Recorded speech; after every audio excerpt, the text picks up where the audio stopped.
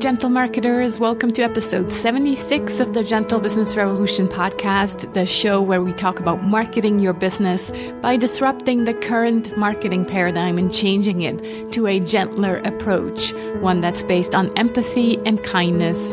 I'm Sarah Croce. You know that by now, and you know also that you're in the right place if you are a heart-centered entrepreneur or change maker who is looking for a better way to market your business, one that's aligned with your values. Or you might also be a marketing impact pioneer, so that's someone who's working in an organization who does business for good.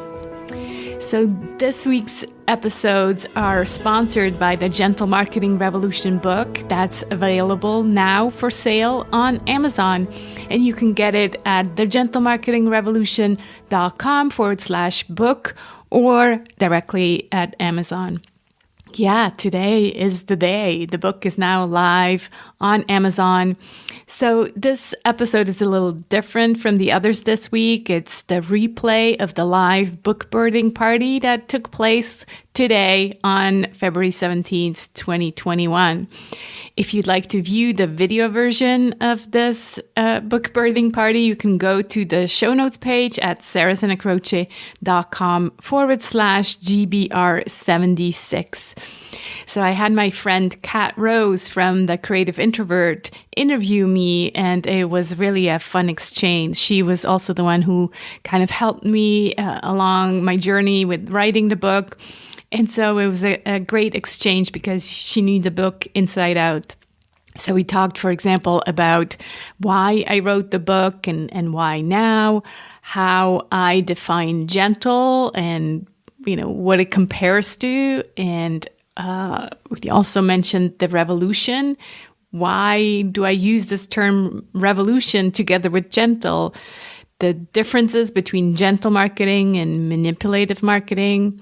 We also addressed the 7 Ps of marketing. So that mandala that if you haven't downloaded it yet, you can download at sarahsanacroce.com/one page, the number 1, and then page, which takes you through these 7 Ps of gentle marketing, which are different from the traditional 7 Ps. So I go over this model and kind of explain how it's different.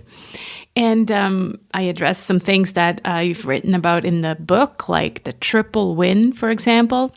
Explain that idea or concept, and then a lot of personal stories as well. So as this was a group call on Zoom, the quality is not as high as my regular standard. So thanks for being gentle and understanding. So if you're ready, then here is that recording of that live book birding party of the Gentle Marketing Revolution. Enjoy. So welcome, everyone. Officially, thank you so much for joining us, Kat and I, for this official book birding party. Feels weird for an introvert, honestly. I never like to have the attention on myself. So thanks, Kat, for sharing the attention with me. Yeah, just delighted to have you all here. And as we kind of said in the invitation, this is really just a casual get-together to celebrate the book, celebrate a new kind of era in terms of what's coming, in terms of marketing and business, just really kind of marking this date in a way. And Kat is really also are going to talk about astrology for a little while because it's a kind of an important date today as well. So I only noticed that after, I think, Kat, didn't we talk about launching it a week prior? And then we pushed it back to this date because of the Random Acts of Kindness week. And so it's just kind of like symbolic. So you'll tell us a little bit about that. But yeah, just really looking forward to hanging out with you for this hour and tell you a bit more about the book and how I see this idea of gentle marketing, how I wrote it and all of that. And then, of course, always open to your questions. So Kat will kind of ask me a few things and then feel free to jump in and just ask me anything goes. I was sharing in an email yesterday to you guys that now it's all out there, so anything else you want to know, just ask. So just really quick, I want to introduce Kat. So Kat Rose Nelligan is a longtime friend, fellow introvert. She's the founder of thecreativeintrovert.com. And we've known each other now for quite a while. And when I thought, well, who am I going to work with for the book, like kind of accompany me in this journey, I reached out to Kat because she just quietly, I remember that, when was that, 2 years ago, when you just kind of quietly put a book out there and nobody knew, and all of a sudden there was a book on your site. So that's what we did together. So I'll hand it over to you, Kat. Thanks, Sarah. Yeah, it's a real honor to be here. And it's just such a pleasure to see the process of you writing the book.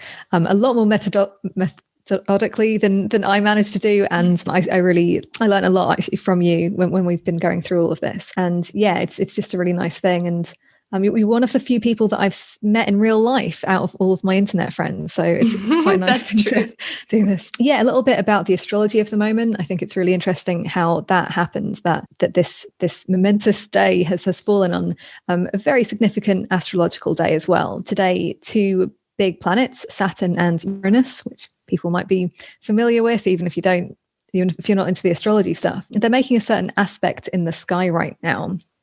And for what it's worth, just a little bit about the kind of archetypes that these planets represent. So Saturn can be thought of as like the old structure, the way things have been done, and maybe even a sense of clinging to what that old structure was. It's the sense of, it's like big industries and bureaucracies that have been built up and have sort of become bloated over time, and out of safety or fear as well, and wanting to stay the same. And then you have the planet Uranus, who's kind of coming up there, a much more recently discovered planet. I think it was in the 1700s, Uranus was discovered, and we've been able to see it for much, much longer. So Uranus represents, revolution is like one of the classic keywords, right? And, this is literally all about revolution. And meeting Saturn in this way, we really are seeing old structures being challenged right now. And it can feel quite unsettling to some people. We might talk a little bit about some of those feelings, some of those, the fear that we have in breaking outside of the mold and, putting ourselves out there in a different way. But those are just some of the themes that are coming up right now. And I really can't think of a better time to have this moment. Yeah, thanks, Kat. I really feel this push and pull, right? This yes, we want things to change. Yes, we want a different way to market our businesses. Yes, we want a different way to do business. And yet, there's all this old stuff kind of holding us back, the old way of doing things. So I kind of find it really interesting how the book comes out on this day. So excited. And Kristen says, I've self-published 2 books. Congratulations. And I know this feeling. Yeah, it's very relatable, isn't it? So let's get into it. So I thought we could start with the book title. Mm-hmm. How do you define gentle? It's an interesting word, isn't it? Because we sometimes think of gentle as when I Googled gentle, all these images of puppies and cats and like animals showed up. And usually I guess that's where we are gentle, is with like small things. And in a way, it does give us that feeling, that word, it gives us this feeling nurturing, or of, being like, really warm and cozy. So that's how I see gentle. And it's interesting because Valerie is here, and we tried to come up with a definition in French because, we're in the French-speaking part of Switzerland. It's not that easy to translate that word into another language, because it really displays this warmth that you feel when you hear it. And I also want to give credit to our common friend, Kat, you know him as well, Andy Mort. of the Gentle Rebel podcast. So when I first heard this idea of gentle rebels, I'm like, yeah, that really resonates. So it stuck with me. And so gentle revolution is not so different from that. So that's what it means for me. And people always ask, and clearly Arndt is the only brave man among us as of now. People always ask, well, is this only a female revolution? Is this only for women? And I clearly say, no, this is not just, one of those female movements where it's women only. Not at all. I do really believe that it's time that maybe we can talk about energies. And yeah, it's more of this feminine energy that we want to bring into business. But that doesn't mean that it's a war of the sexes. Not at all. Like, on the contrary, I think. And I do see a lot of men also interested in it. And I think especially now after, this strange year we had, there's a lot of men that maybe became also tired of the pushiness and the hype and the hustle. So no, I think it maybe it's, I always am like too early, like maybe, ahead of the time. And yes, right now, maybe it is kind of like too much out there. But I'm thinking, even just in 3 years, things are changing rapidly. Yeah. Yeah, it feels like that to me anyway. And one thing that I've learned from you is gentle doesn't have to mean weak. It doesn't have to mean like impotent. It actually can be gentle and powerful at the same time. In terms of like the concept of marketing, how would you kind of define the difference between, let's say, a gentle marketing approach and a manipulative marketing approach? Mm-hmm. Yeah, it's actually quite subtle, the difference, because it's not that we're saying we're going to throw out all these marketing techniques that we know they work, right? There's a lot of these marketing techniques that are based on human psychology. For example, this idea of scarcity, to present an offer that is scarce. So meaning that there's only 2 or 3 things available. So we're not going to throw this all out because it's true that they work. The problem with scarcity or manipulation or false urgency, so like this offer expires in 24 minutes and then you go back an hour later and it's still there. So the problem is not that we're using them. The problem is that they're being abused, so that we're using them in marketing to trick people, to manipulate people into buying more. And so the difference is really very subtle, and it's like in the words we use to express.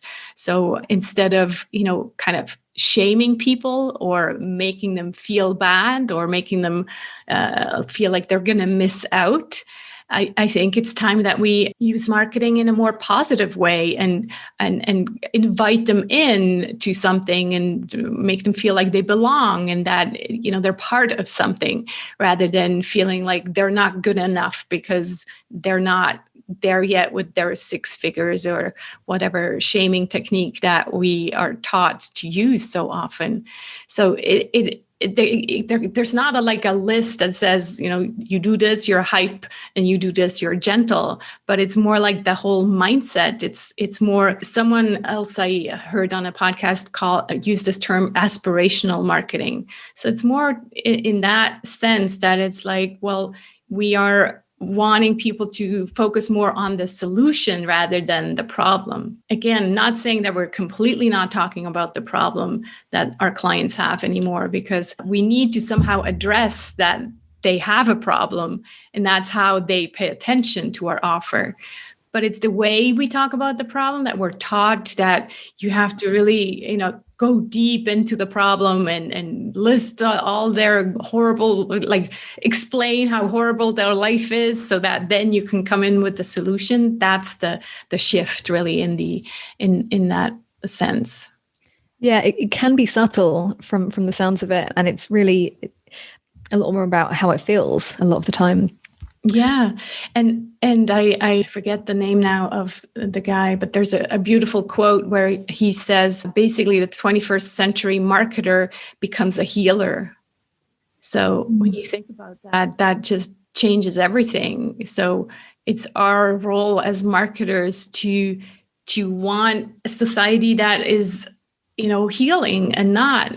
Really, the reason for me for writing this book is noticing how much anxiety marketing creates in people. And that means for us as marketers, but also for consumers. And that could be for consumers in services or consumers in products. It just creates anxiety because we always feel like we don't have enough. We're not enough. We're not successful. And if you think about marketing, the role of marketing more from that healing perspective, everything shifts. And the final word that we haven't addressed in the title is revolution. So what makes this revolutionary? Like just the concept of, let's say, authentic marketing, like that's not so revolutionary, or is it? Yeah. Well, first, maybe the play with the paradox, right? It's a revolution, and that revolution, it's interesting because, again, we're in this year where astrologers are talking about revolutions with Uranus and all of that, and we see revolutions everywhere we look, really. But back when I started writing the book, that wasn't the case yet. But I just felt like that's what we need. We need a revolution. We need something completely different. And then as well, and that's interesting as well, because it's linked with the astrology again, is that, what happened back in the 1960s is kind of repeating again now, today. And for those of you who don't know yet, it's in the book, but I come from a hippie background. I call myself now a hippie turned business coach. I've grown up in a hippie commune, and so my parents are like, those are the values I grew up with. And so a revolution or, being a rebel, that's very close to my home, to my heart. And so that's where the paradox is. Oh, the paradox is because it's a gentle revolution. So I always think of Gandhi, this gentle revolution. It doesn't mean go out in the street and fight, but just bring change the gentle way. And so that's the paradox here. And what's revolutionary, it's funny because it's a revolution. So meaning we're like going back to something almost, right? If you look at the word. And what we're going back to is kind of what existed 20 years ago, meaning the human connection. So when these guys who built the internet first created it, they had the intention to use it for more human interactions, more human connection. But then we lost track and we started automating everything and using bots. And, you really got excited about technology. And the problem with technology is not that we are using it. That's a good thing, but we forgot about the human connection. And so I think that's where the revolution is. It's like, let's go back to bring more of that into our marketing so that we can have both. Like we can use all the technology we have available today and yet not forget about the human connection. Yeah. So I think that's... Well, again, it's really reflective of the astrology of the moment, just because the pure Uranus approach would be, let's just destroy everything. Let's just burn it all down, start again. Whereas Saturn is basically preventing us from doing that. And Saturn is saying, hang on, you need to be careful as to how you do this. And again, I think there's this wonderful solution that you're finding with the gentle approach, which is, yeah, we admit that we need to market, we need to have a way to get the word out about what our services are, but things need to change, but they need to be done, I guess, respectfully of what is. Yeah. Yeah. And it's that both and, not either or, right? It's the profit and purpose. It's this idea of we want both. We don't want just a capitalistic system anymore. We want, life balance as well. We want to have a business that gives us joy. And so it's really, it is a revolution because in our lifetimes, we haven't seen that yet. So that's where this work comes from. So something that you mentioned is, obviously you started writing this book before you had even become aware. You weren't aware of the astrology. You weren't, as far as I know, the COVID stuff hadn't happened yet. No. So why is this book happening now? Yeah, I think personal reasons. So I, came just like to this realization that I couldn't continue the way I was doing things before, and kind of coincided with turning 40 a few years ago, how that usually happens. And then, just really thinking, well, either I quit or I find a new, better way that works for me. And I'm talking about really coming from this online marketing world where we've just been taught how things are supposed to work, where, this is how you do marketing and this is what works. And here's my 5 steps and use my template and all of these things that we are so familiar with. And I just couldn't do it anymore because it just didn't feel good. And so, that's where I think, in the book, I write about this moment on the therapist's chair, also realizing how hard it is to be different. And what I thought about then is like different in terms of the business, like being someone who's gentle in such a tough business environment, that is really hard. But also then again, different, like wanting to do things differently, not wanting to do what these pushy marketer gurus told me to do.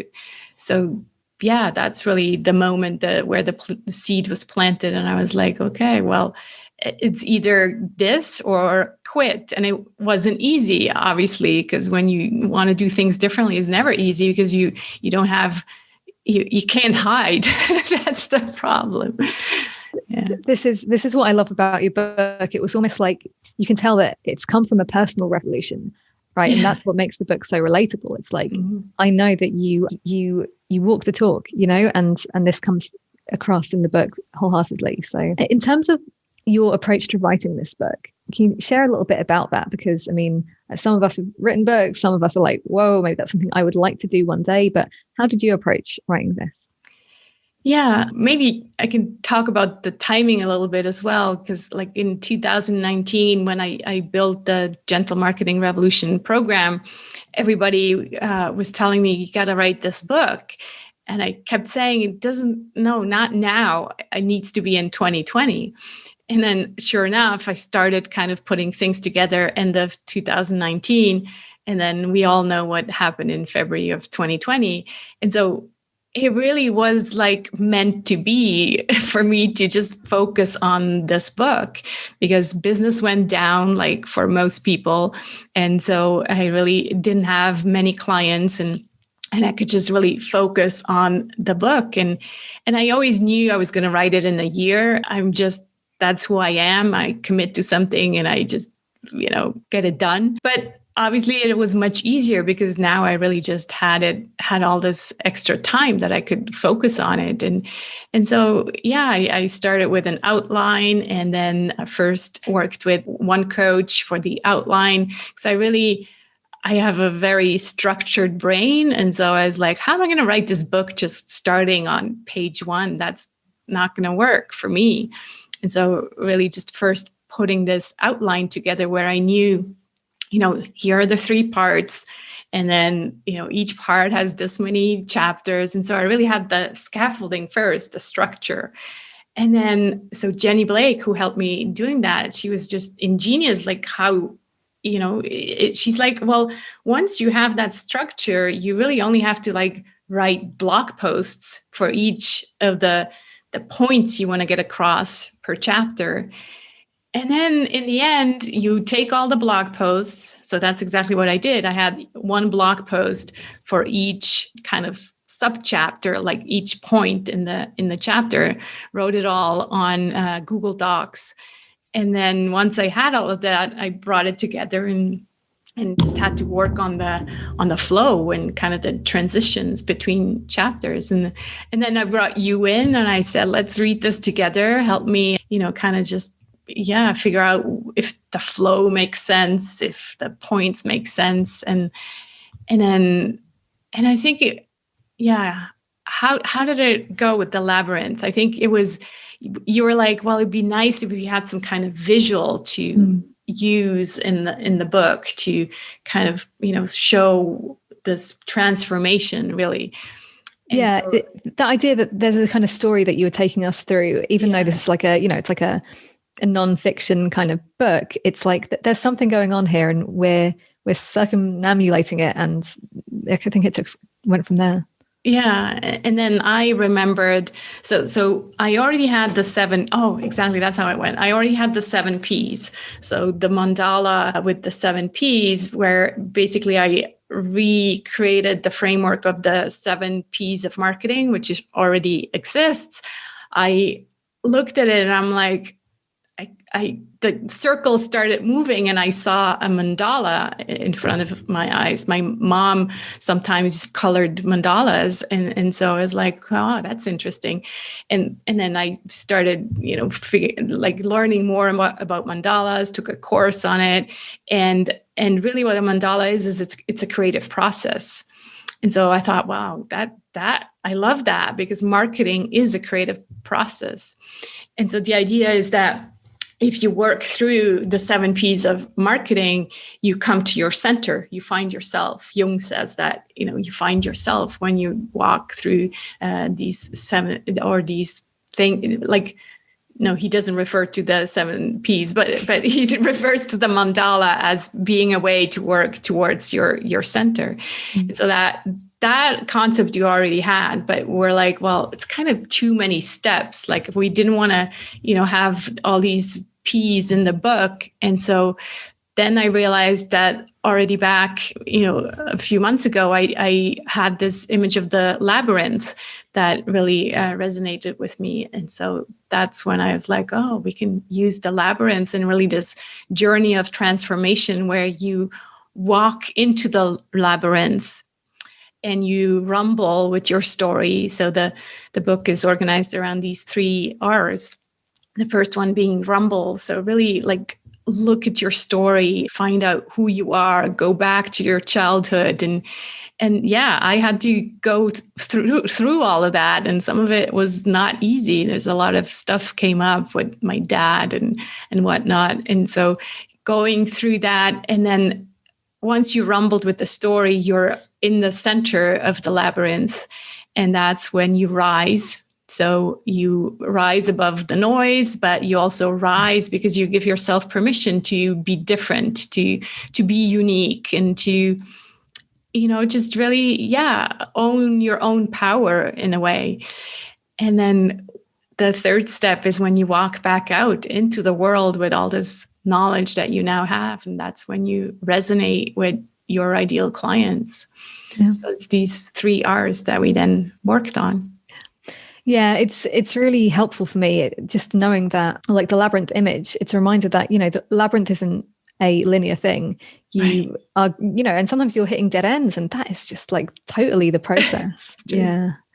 And it sounds like a very personal transformation, and it is, because I wrote it for people. I wrote the book for 2 audiences. First of all, entrepreneurs, so mainly service-oriented entrepreneurs. But I did also address the marketing impact pioneer. So I see this as a person, someone who's heart-centered, who's maybe right now working in a business, in an organization. Maybe it's a B Corp, but maybe it's just a smaller organization where there's the consciousness already that there is a mismatch with the way we do marketing and the way the consciousness has risen in the people. And so there's just this mismatch, meaning we are still marketing in a way that resonated with people 20 years ago. And so this marketing impact pioneer goes, wow, okay, there is something there. Maybe I can talk to my boss about gentle marketing. So that's that's kind of my hope for the future, that eventually even organizations think more about the way they market and think about gentle marketing. Yeah, well, it definitely feels like the time is right for that. Or I'm looking forward to more people taking this on myself. And again, the movement comes from the people. That's also, again, what we're seeing now, with everything that's happening. I was like, yay, when the whole thing with the GameStop happened, and all these millennials are like on Reddit and, completely destroy the stock market. It's the movement of the people, and that's what's happening right now. And so I think if we want to change marketing, then it will also have to come from the people. We can't expect the big guys, Nestle and those kind of big companies to think of that first. Yeah, it's a sort of bottom-up approach, isn't it? Yeah. So one of the things that you held up was your 7 Ps diagram. And this is different, am I right, from the traditional 7 Ps of marketing that some of us have heard of. Do you want to just talk a little bit about that? Yeah. So what I did is I kicked some of the Ps out that were kind of like old-fashioned and more brick and mortar oriented. So physical signage, I think it's called, and one is process. And so I brought in some more gentle one, like passion, or sometimes I refer to it as purpose. So really it is like the why, right? Starting with the why, really finding out, well, why are you in business and where's the difference that you want to make? And then the second one is personal power. And that really talks about finding out who you are. So that's really the rumbling and going deeper into your values and into your worldview. And then people is where most marketing programs start, is like find your avatar and customer-centric marketing. And, it's like we need to figure out everything about the people. What I noticed is if you do that, you end up creating a business that doesn't necessarily give you joy, because you just focus everything so much on this client without ever asking yourself, well, who am I? What do I want? I'm in business because I chose to be. So I also want to work with clients that give me joy. So it's really, and then the other ones are kind of the more pragmatic. I call those ones the doing. It's a dance between doing and being, and those ones are the doing, and these ones are the being. And so I think it's really this idea to kind of focus much more on the being as well, and actually start with that. When I analyzed some of the people that I think are, quotation marks, successful, gentle marketers, I noticed over and over again that they figured out the doing, they figured out what works for them. They all had kind of like one marketing superpower that they focused on. But more importantly is that they worked on the being. They really figured out the being, and that was clear and came over in everything they did. So all the communications, you could tell who they were and what they stand for. And I think that's super important. Definitely, especially when, you were talking about earlier with these traditional marketing approaches that maybe we've been taught, we've learned about them, we've tried them, and it can feel like following a recipe where you're like, I've got the ingredients, I've got the instructions, I've got this. Yeah. And actually it just doesn't come out like it looked on Pinterest or whatever. And it's like that. And I think it's because, yes, we can have the recipe, but if that being part, the key ingredient, let's say, isn't there, then it's not very good in the end. Yeah. And that you end up with so much frustration because you think you are at fault. You're not good enough because it's not working for you. Yeah. One of the things that I really loved you mentioning in the book is this idea of creativity in marketing. I was just going to read out a little quote. We don't all need to be painters or sculptors in order to bring more creativity to our marketing. We need to break free from following the mainstream cookie cutter templates and let our right brain participate. That's kind of what we're talking about. But do you want to say more about that? Yeah, I just really think we're also heading towards a time where we're allowed to bring more of our right brain to the picture, and where when we do that, our conscious clients are really making buying decisions with their right brain, not just with the left brain. Until now, it was only, left brain, like facts and figures and price and does she have the skills? Where now the right brain wants to participate and say, does this feel good? Am I aligned with this company's or this service provider's values? Do I, feel like they're taking care of me? They actually see and hear me? Are they only seeing and hearing me because they only want my money, or are they seeing the world as a kind of as a global space, and how are they contributing? So it's I think really it's this Penny Pierce who wrote the foreword together with Jenny. She talks about the intuition age. So like where the intuition is taking also part in making decisions, and that's, you know, also the right brain. And so as marketers, again, if we're stuck with what we've been doing 20 years ago and we only talk about facts and figures, and, you know, things are not beautifully presented, we're not talking about purpose and our why and worldview, then we're missing out on all these conscious clients. And it feels like the consciousness of the clients is speeding up faster than marketing. It's like marketing is lagging behind, and we're still with these ugly web pages with like flashing red numbers and things that, you know, are like in your face. And so really it's about bringing more creativity into our marketing.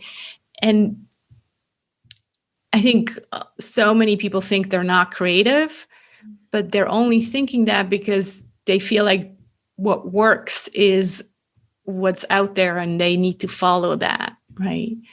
And so it's really about giving yourself permission to allow more creativity and doing things differently. And I can't help but think that if we don't do that, if we only do the left brain approach, that the right brain kind of rebels.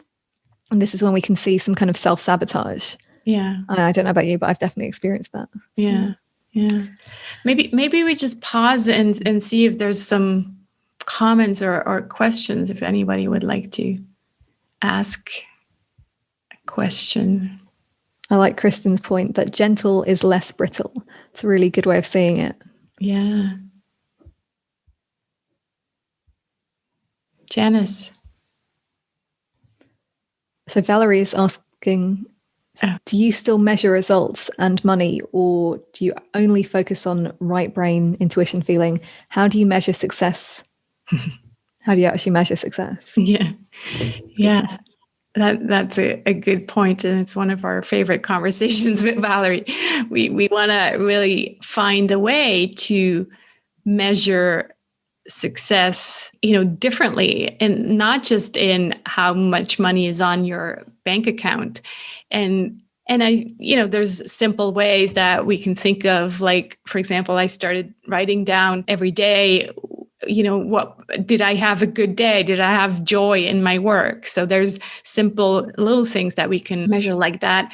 And I think more long term, also what this means is that you're really building a sustainable business where there's return customers, and, you know, it's not this hustle business where you feel like you constantly have to hustle to get new clients again and again. So, and I'm sure with AI, actually, there will be new ways to, I'm kind of in this small group mastermind where we're talking about AI and how we're going to measure success. And so I think there's going to be interesting new developments that right now we don't even know. Like, we can't even imagine what's going to come. So excited about that. I see Cecilia is here too, so you know what I'm talking about. Well, it also reminds me that you do mention this idea of the triple win, right? So it's not just about, you know, how do I feel? That there are other pieces to this. Do you want to talk a little bit about that? Yeah, I'm glad you bring that up. It's so true that it's not just about our own success anymore, right? Of course, we need to, you know, pay bills and want to have, you know, a fun life. But success will look so much different also, I think, for all of us, you know, down the road, where we actually feel like we're making a real difference. Until now, I feel like we've been talking about making a difference for, you know, the last 10 years. But now, I mean, this is it. We really need to make a difference these next 10 years. And so that will be our personal successes as well, when we feel like we really made an impact on, you know, some of the sustainable development goals. Or it doesn't have to be big, but it just feels like that, you know, it's this week is Random Acts of Kindness Week. And so this idea of being gentle with someone else, that can be also a success for us, right? So I think it's really also this bridge time between the me and the we. So we're not only thinking about our own success anymore, we're thinking about everybody's success. Mm. And we've got questions from Scott and Kristen. Both are basically asking about how are marketing firms, marketing departments within companies, and marketing leaders responding to this work? Are you seeing this kind of taking off, or have you had any interactions with them? Yeah, no, I think it's early days. So I wrote the book really for, people, and I think it's a people movement. And one thing that I only realized after 10 years of LinkedIn consulting is that companies are made of people. We always differentiate, oh, I work with companies. Oh, I work with people. It's the same thing. Companies are made of people. And so my hope is that even in companies, people will start to bring these topics up. So we our mind right now thinks, oh, it's going to take time. But no, things are going to change fast, and we don't know what the business world is going to look like even in 5 or 10 years. Yeah. Arndt is asking, is gentle marketing applicable to entrepreneurs and to products? Where do you draw the line? I totally think it's applicable to products. I did a podcast about that because someone else asked me the question, and the best examples I have is B Corps. I mean, they are bringing all of them to marketing, just like entrepreneurs bring more of us to marketing. They are the founders, obviously. So sometimes these are small companies, but even there's bigger ones like Danone and what's the one with the P, Patagonia, and so. They start with the founder usually, and the founder has, goes into the rumbling and what's my story and why did I build this company? And all of this then is being brought into the marketing, the branding. So it doesn't really matter what you sell. Valerie and I had a funny conversation about, what was it? Some gardening tools or something. We're like, yeah, you can do this for gardening tools. It doesn't really matter as long as you think about your story and your why and really bring more of you to your marketing, because people are going to sell or buy into you and into your worldview. And that is also true for companies. I mean, if you look at, products on offer, the ones that have a good story, especially if you look at the millennials, they'll always choose the one with the good story. For our generation, maybe we're still kind of based in pick the cheaper one, but the millennials, that's how they make a decision. That's also how they decide which company they're going to work for. So I think it's totally applicable for products. It's almost like there's no escaping the person, the initial rumbling, right? Because these products don't exist. They don't just spring out of the ground. We all know that. So yeah. What else? So Janice is saying the phrase dance between, so many comments. The dance between doing and being really resonates. I'm working with a client who wants to make a difference, and I can see that framework would be very powerful for her. So, how to bring the left and right brain together. I don't know if you have any ideas about that. Yeah, it's really making people understand that you don't always achieve more if you're only focused on the doing. It really takes time to pause and focus on the being so that you can bring more of your true self to your marketing, to your work, to your whatever it is, right? So that's the dance between the being and the doing. And I really think COVID kind of helped us with that, because we had some more time to realize, well, what is really important to me, what matters. And so again, I think it's all just good timing. Sure. So a lot of people, we're all being very positive and excited about this, but I'm just wondering about the resistance, the fear that is maybe coming up. I know that this is something that I've dealt with. Your book is calling for quite radical change, and that can be scary. Yeah. So would you be able to address like the fears that some of us might face in kind of stepping out and doing things in this revolutionary way?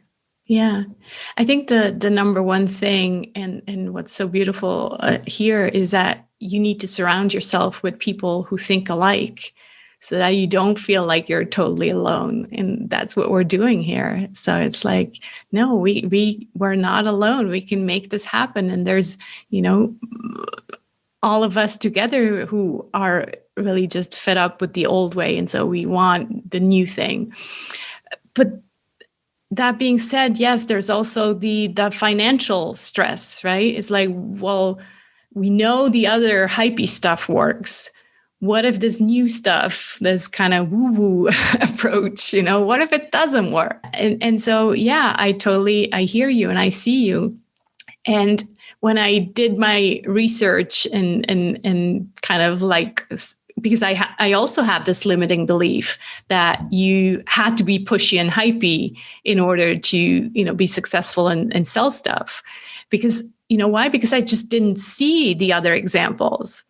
And I realized later that, well, the ones who have the joyful business, the ones who have found their gentle way to market and grow their business, they're not the ones yelling the loudest. They're not the ones selling their webinar template. Oh, how I made $2 million in 2 weeks. They're not the same kind of people. But there's tons of stories out there of people who are using already this gentle approach. But it's just they're not selling their stuff in a marketing course, So I think that's really what it is. It's really trusting that there are people out there who are already successful using those techniques. And I would also say, well, if it still works for you, the old way, the pushy way, yeah, why not? Keep using it. The question really is, does it work for you though? Like, not just in numbers, but does it really work for you in terms of integrity and all of that? I think that's one of the pushes that got me, thinking differently. Ultimately, that wasn't working for me. And who knows why? Maybe it was the self-sabotage thing. Be interested to know other people who have tried, the hype way and actually found that it didn't work and have been looking for something else. Yeah, Kristen is saying, but does the old way work? Yes. Yeah, that's an interesting question as well, right? That's what we hear, that's what's working, but that's just, we don't know if it's really true because, again, these people are not necessarily the ones who are always sharing the truth. So who knows? Maybe they have like one poster child, one great testimonial, and the rest of their clients are not really getting good results because it's also when people buy in fear, they come to the offer in this scarcity energy, they're not going to get the results you want them to get. So that's why the positive marketing works so much better. You encourage people, you empower them rather than shaming them and manipulating them to just get to buy your stuff. Scott makes a good point saying, yeah, if it works for the short term and leaves a wake of failure. And that's the hype marketing approach. Right. So Sarah, most of us are here, I think, because we've supported your book on the Kickstarter campaign. And arguably this is quite a non-traditional and, book launch. Could you tell us a little bit more about the launch itself? Why you chose to go for the kind of the crowdfunding approach? How was that for you? Yeah. So obviously when you write a book about gentle marketing and then you think about launching the book, you're like, oh my God, how am I going to do that? And I had done spent my fair time researching all these book launches, and it was all just not resonating with me because it was, pushy and all of that. So I thought about a different way. And it was actually Tony, my husband, who said, well, why don't you do it on Kickstarter? And I was like, I don't want to beg for money. That doesn't feel good. He's like, no, but it's not begging for money. It's getting people to buy into something. And I'm like, oh, okay. Well, let me spend some time researching it. And then indeed, yeah, it really started to resonate because it was all creative projects, right? That's what Kickstarter is for. And so, and really also this idea of having a small group of people who take out their wallet and say, yes, we want you, we support you. We want you to write this book. That felt really good and supportive. And so, yeah, that's what I did in December. And it was great. And then obviously I was like, well, that was kind of the safe launch where I felt safe and, amongst my people.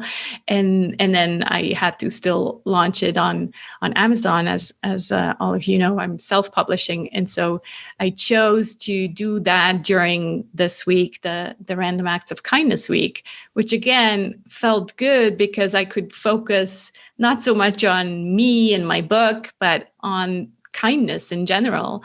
And since the book is all about bringing more kindness to the marketing world, that felt like a good fit. So yeah, it all worked out. I think overall, it does feel like a gentle launch. Obviously, there's still numbers, and I'm working with, I would say she's a gentle book coach, but she still wants me to, check the numbers and send her a screenshot and all of that.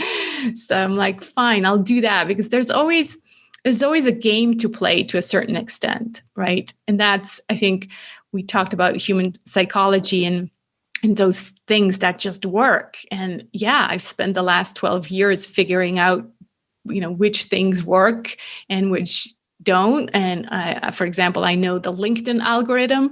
Well, on Amazon, there's also an algorithm where you have to, keyword optimize your book. And I'm like, fine, I'll play that game as long as there's no cheating. Like she told me that people buy reviews and things like that. I'm like, oh my God,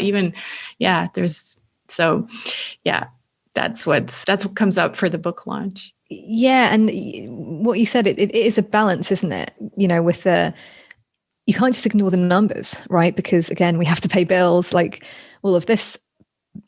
And I think that's really the key to all of this. It's not just, okay, well, gentle means I am just going to go back to that hippie commune and, I'll write my book on a piece of paper and see what happens. I would love to do that. Yeah, wouldn't we all? But yeah, it's a trick. One thing that I really like when you told me about the Kickstarter campaign was this idea of community built around it. Because, I think a lot of the time I've had this experience of basically buying a book on Amazon and feeling like the author probably has no idea, because you don't get to know who buys your book. There's no sense of ongoing community from these things. It's, even with books where I'm like, I would love to talk to people who've read this book, but you built that into the launch, which is just, amazing. It's very inspiring. So Sarah, what's next? Now that you've got the book is out there into the world, it's going to be going off and doing its own thing. How are you going to continue this gentle marketing revolution? Yeah, well, you just mentioned community, and that's really where I feel like that's what I want to do. And some of you are already in the gentle business circle. So that's really where I want to hold the space to have these conversations around a different way to market our business, but also a different way of doing business in general, and just having a place to discuss this and share and feel less alone and say, no, you can do it. You don't have to throw everything out, but just focus on small changes. And so that's I think where I want to spend my time nurturing that community and keep talking about gentle marketing. I really, as an introvert, these podcasts are great. I love spending time talking to other people. And for now, it's still mainly, I would say, female hosts, at least, that the tough marketing podcast won't probably consider talking to me. They'll be like, what? Gentle? What? But slowly over time, who knows, right? There's definitely growth to it. And I think that's also why there's this kind of still a little bit of internal pressure to want the book to do well, because yes, I really care about this. I really do want to bring this empathy and kindness to the business world. And so that means that I don't want to just have a little ebook on Amazon that nobody cares about. So yeah, and I also want to hold up first of all, hold up the book, right? I have the book. So. The physical copy. I got my copy. Almost didn't, but I did. And then I made this thing the other day where I gave the book wings. So there's the creativity, right? I'm like, that's amazing. I need this book to fly now. It's not my book anymore. It just needs to fly. It needs to find its people and take off and resonate with the people who most need to hear it. So that's what I want.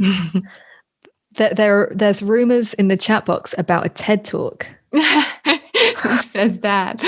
Oh gosh. I was just telling Tony today, I'm like, I can never do a TED Talk. Forget it. I know I said it. I said it to Valerie knows about this, but I'm like, I can't even sleep for an Amazon book launch. How am I ever going to do a TED Talk? I think we're all rooting you on and that we totally need you to do that. So well, we'll see about that. The gentle TED. Yes, exactly. The gentle TED. Yeah. Yeah.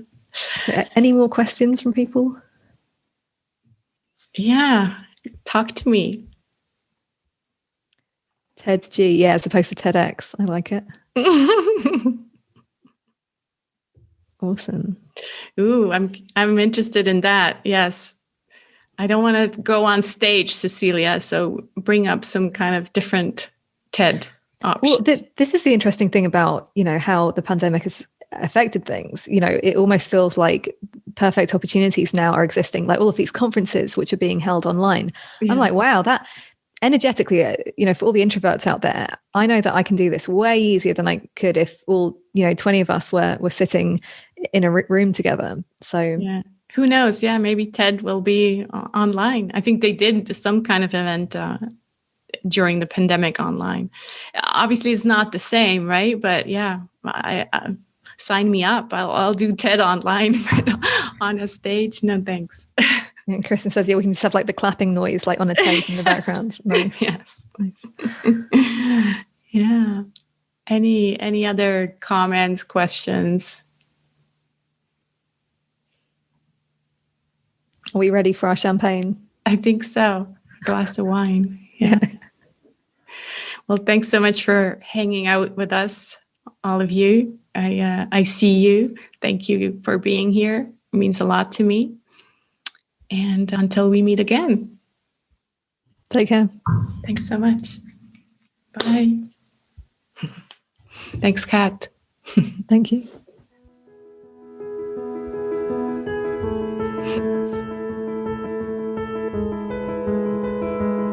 I hope you enjoyed listening to this recording of the party over at Zoom. Again, I called it a book birthing party as that felt much better than the word launching party. So that's why I called it that way. 2 more things before you leave. Actually, 3 more things. I would love for you to get the book. If any of the things we speak about here resonate with you, you can do that over at Amazon or on my website, thegentlemarketingrevolution.com/book. That's also where you found a ton of resources to kind of integrate everything you're reading in the book. The second thing is I also want to share the 2 random acts of kindness that we've been sharing here every day. And again, they come from this amazing calendar over at randomactsofkindness.org. So make sure you go there and download your workplace calendar 2021. And today's random acts of kindness that I selected for us are: first, reach out to someone you haven't talked to in a long time, not with the idea to sell them something, but just to check in. And the second one you could try: don't engage in negative conversations, change the subject or inject something positive. I do that with my kids all the time, and they like trying to change their perspective. They kind of get annoyed sometimes. But hey, maybe, 10, 20 years from now, they'll think of me whenever they think negatively, and they're like, oh, remember Mom used to say, change your perspective.